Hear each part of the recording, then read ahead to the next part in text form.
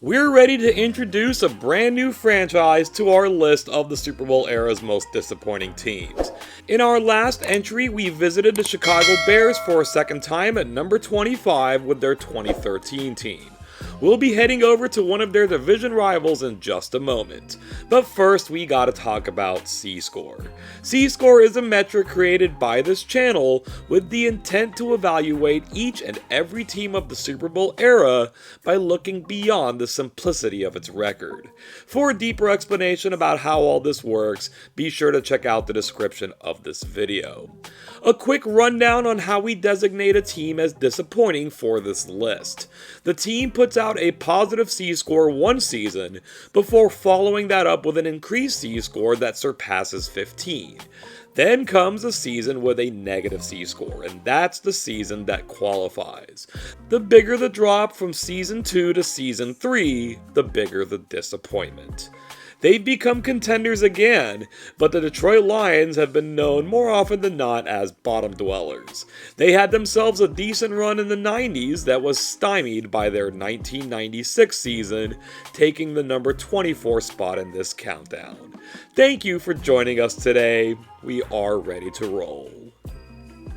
The 1994 Detroit Lions are a much more impressive team than their initial profile would indicate. That 9-7 record and a moderately positive point differential line up against the league's hardest schedule. That gave their C-score a boost beyond where it would have been otherwise, landing them a 5.226. Part of the reason for that tough schedule was the fact that the Lions played in the NFC Central, where a maximum of 4 different teams made it to the playoffs. The Lions just so happened to be one of those teams.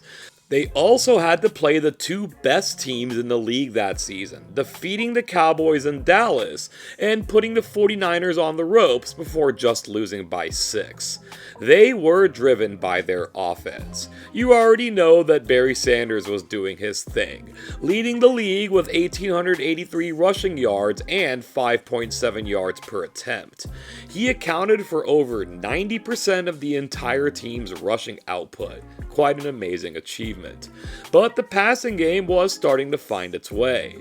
After a pretty decent run in place of the injured Dan Marino in Miami the season before, Scott Mitchell was brought in as the starting quarterback. His adjustment to the offense was a bit slow, but when he got hurt, the venerable Dave Craig stepped in and had little problem connecting with rising wide receiver Herman Moore. Detroit entered their Thanksgiving Day game at 5-6, but went on a run to earn the number 5 seed in the NFC playoffs. That put them on the road against the Green Bay Packers, where they lost a tight game. With the offensive pieces mostly in place and a slight improvement from their defense, 1995 had the potential for a lot of promise. Sometimes such promise will go unfulfilled, but not for these Lions. Against another top 10 schedule, they only nudged their record to 10-6, but they did so with a massively improved point differential of plus 100. They also rose to the second highest scoring team in the league and landed a C-score of 15.859. That didn't look to be the case early on though. They lost their first 3 games, 2 of them by 3 points. A 3-3 follow-up didn't exactly calm the nerves, but it provided some hope that the season could be salvaged. There was no waiting until Thanksgiving this season. The Lions went on a tear, winning their next 7 games, 3 of them by 20 points or more, averaging over 32 points per game, more than doubling their opponent's point total. They averaged over 400 yards of offense when 328 was the league average. In fact, they were the top offense in the entire league. Barry Sanders was still doing his thing.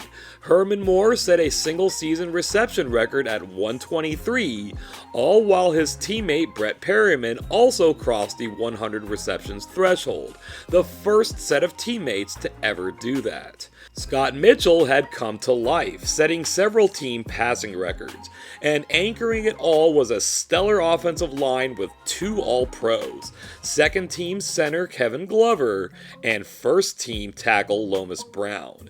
They were once again entering the playoffs as the 5th seed, but coming in with all that momentum made them a dangerous opponent for anyone, especially their opponents in the wildcard round, the Philadelphia Eagles. They too were 10-6 and held the tiebreaker over Detroit, giving them home field.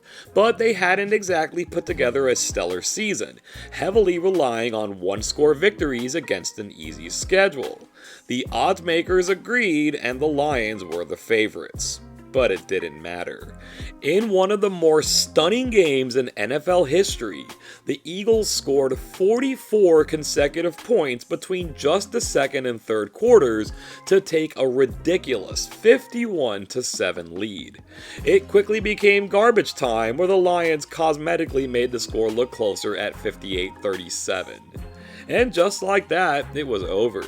They had the goods, they just didn't bring the goods, and it was on to 1996 to see if they could bring back the jam. Most hangovers last for a day, tops. In 1996, after that Eagles loss, the Detroit Lions suffered one for the entire season. Things went brutally downhill. They played yet another top-level schedule, but against it they went 5-11 and got outscored by 66 points. Their defense took a step back beyond its 1994 level, but the offense, 6th and 2nd in scoring over the past 2 seasons, dropped all the way down to 21st. That's not the only thing that dropped. Their C-score sits at -9.271. They tried to rally though, acting like they were just fine and not hungover at all. A 1-2 start was followed by a 3-game winning streak, leaving everything looking mostly rosy. Then they lost. And they lost again. And they lost a bunch more. In fact, they only won one more the rest of the way, and that was by a single point. Those last 10 games brought forth a record of 1-9. As noted earlier, the offense took a major step backward. Their scoring rank went from 2nd to 21st, and it was the same story for their yardage rank, dropping from 1st to 20th. The skill position players were all back, and except for Barry Sanders, everyone else's numbers were somewhat down. That could be expected though, given how exceptional they were the year before.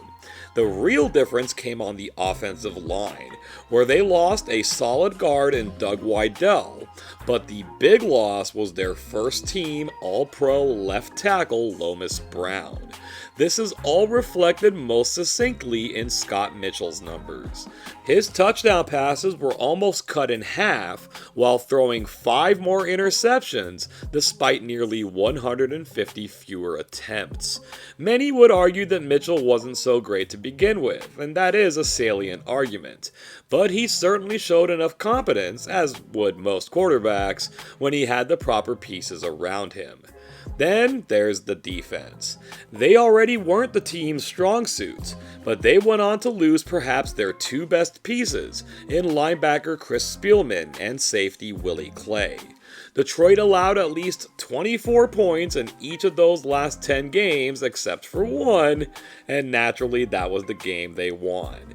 In a season where the average was 20.4, they were allowing 28.1.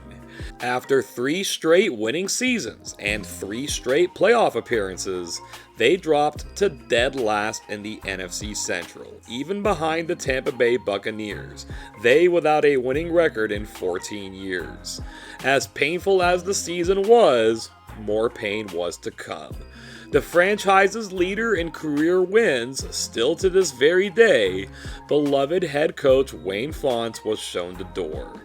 4 playoff appearances in 5 seasons was more sustained success than the Lions had enjoyed since the 1950s. But the combined effects of this season and their inability to win any playoff games outside of one in 1991 proved too much to overcome, and the disappointment was complete.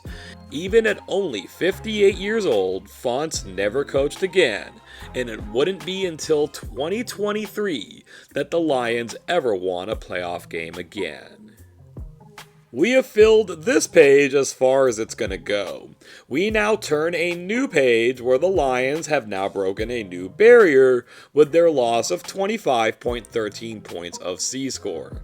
Will the next entrant on this list be sticking to that range, or is negative 26 or worse yet to come? Be sure to join us when we release that video to find out. Thank you so much for making it to this point in this video. Take the time to help us out if you would by liking and sharing it. Please consider subscribing to the channel if you have yet to do so, and while you're at it, ding that bell so you can be notified every time we release something new in this series or otherwise. Bobby Ross took over for the Lions in the 1997 season, which probably precipitated Barry Sanders' eventual retirement. Over the years, the Lions have had many other coaches as well, but they never seem to have the right guy until right now in Dan Campbell. And not so coincidentally, he is most like Wayne Fontes over all the rest. Detroit was a fun team to watch during the 90s, but from 1996 and onward, more often than not it reached a point of sadness. In my humble personal opinion, I think the NFL universe is better off when the Lions are fielding a competitive team. Let me know what you think about this Lions team or the Lions in general. Do you prefer them in the role of lovable loser or serious contender?